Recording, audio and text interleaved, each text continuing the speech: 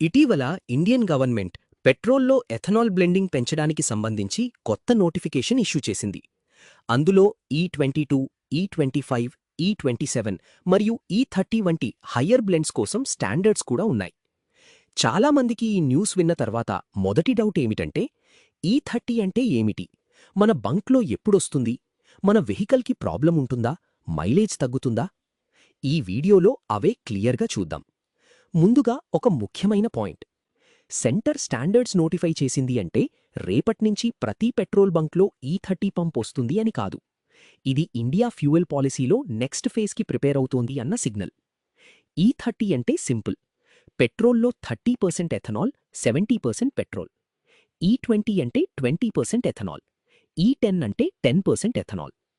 Ethanol alcohol based fuel. ఇండియాలో ఇది చాలా వరకు షుగర్ కేన్, కార్న్, మొలాసెస్ వంటి అగ్రికల్చరల్ రా మెటీరియల్స్ నుంచి తయారవుతుంది. అంటే పెట్రోల్లో కలిపే కొంత భాగం ఇండియాలోనే ప్రొడ్యూస్ అవ్వగలదు. గవర్నమెంట్ పెట్రోల్లో ఎథనాల్ ఎందుకు కలుపుతుంది అంటే, మొదటి రీజన్ క్రూడ్ ఆయిల్ ఇంపోర్ట్స్ తగ్గించడం. ఇండియా తన ఫ్యూయల్ రిక్వైర్మెంట్లో పెద్ద భాగం ఇంపోర్ట్ చేస్తుంది.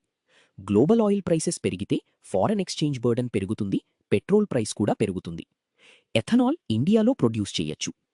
చంద్రబాబు నాయుడు గారు రీసెంట్గా సెంటర్ గవర్నమెంట్ని ఎథనాల్ బ్లెండింగ్ 20% నుంచి 40% వరకు పెంచాలని రిక్వెస్ట్ చేశారు. ఆంధ్రప్రదేశ్లో మొక్కజొన్న ప్రొడక్షన్ ఎక్కువ. ఎథనాల్ ప్రొడక్షన్కి మొక్కజొన్న important raw material. Ethanol blending పెరిగితే కార్న్కి న్యూ ఇండస్ట్రియల్ డిమాండ్ వస్తుంది. డిమాండ్ పెరిగితే ఫార్మర్ ప్రైస్ ఇంప్రూవ్ అయ్యే ఛాన్స్ ఉంటుంది. ఇప్పుడు వెహికల్ సైడ్ చూద్దాం. ఇండియా E20 ఫ్యూయల్ను 2023లో సెలెక్టెడ్ పెట్రోల్ బంక్స్లో లాంచ్ చేసింది. దానికి అనుగుణంగా automobile companies E20 compatible vehicles introduce చేయడం మొదలుపెట్టాయి. ఇక్కడ చాలామందికి కన్ఫ్యూజన్ ఏంటంటే, E20 కంపాటబుల్ వెహికల్ అంటే వెహికల్ ఫ్యూయల్ సిస్టమ్ ఎథనాల్ బ్లెండ్ను హ్యాండిల్ చేయగలదు, కానీ ఫుల్ E20 ట్యూన్డ్ ఇంజిన్ అని అర్థం కాదు. ఇండస్ట్రీ ఎక్స్పెక్టేషన్ ఏప్రిల్ 2025 తర్వాత మార్కెట్లో ప్రాపర్లీ ట్యూన్డ్ E20 ఇంజిన్స్ ఎక్కువగా రావచ్చు. ఓల్డర్ వెహికల్ ఉంటే కేర్ఫుల్గా ఉండాలి. మీ వెహికల్ E20 కంపాటబుల్ కాకపోతే లాంగ్ టర్మ్లో fuel lines, rubber seals, injectors, fuel pump మీద ఎఫెక్ట్ ఉండే పాసిబిలిటీ ఉంటుంది. E30కి వెళ్లాలంటే ప్రిపరేషన్ ఇంకా పెద్దది. వెహికల్ టెస్టింగ్ చేయాలి, ఇంజిన్ లైఫ్ మీద ఇంపాక్ట్ చూడాలి, మైలేజ్ ఎంత తగ్గుతుంది చూడాలి, పికప్ యాక్సెలరేషన్ మీద ఎఫెక్ట్ ఉందా చూడాలి, ఫ్యూయల్ సిస్టమ్ పార్ట్స్ సేఫ్గా ఉన్నాయా చూడాలి. ఆటోమొబైల్ కంపెనీస్ ఇంజిన్స్ ట్యూన్ చేయాలి, oil companies blending system upgrade చేయాలి. Petrol bunks storage tanks, pipes, dispensers ethanol కంపాటబుల్గా ఉన్నాయా చెక్ చేయాలి.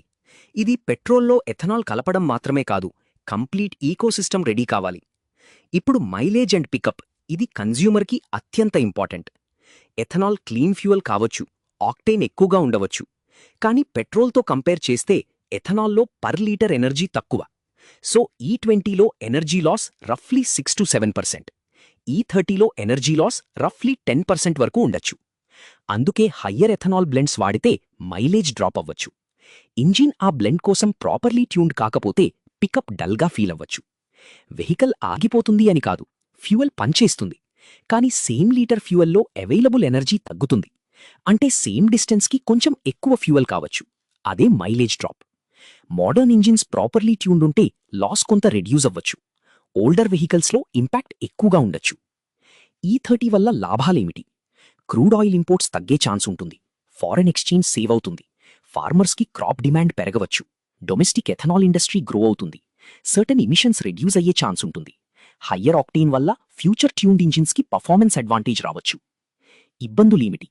మైలేజ్ డ్రాప్, పికప్ డల్ అవ్వడం, older vehicles compatibility issue, fuel system wear and tear possibility, ethanol water absorb చేసే nature వల్ల storage issues, petrol bunks infrastructure upgrade cost, food crops versus fuel crops debate. So E30 good or bad అని simple answer లేదు, execution మీద depend అవుతుంది. ఇక్కడ ఇంకో interesting question ఉంది. E30 తర్వాత ఏమిటి? E85 అంటే ఏమిటి? E100 అంటే ఏమిటి? నార్మల్ పెట్రోల్ కార్స్ వాటిని యూజ్ చేయగలవా? ఫ్లెక్స్ ఫ్యూయల్ వెహికల్స్ ఎందుకు అవసరం? ఈ టాపిక్ను నా నెక్స్ట్ వీడియోలో డీటెయిల్డ్గా ఎక్స్ప్లెయిన్ చేస్తాను.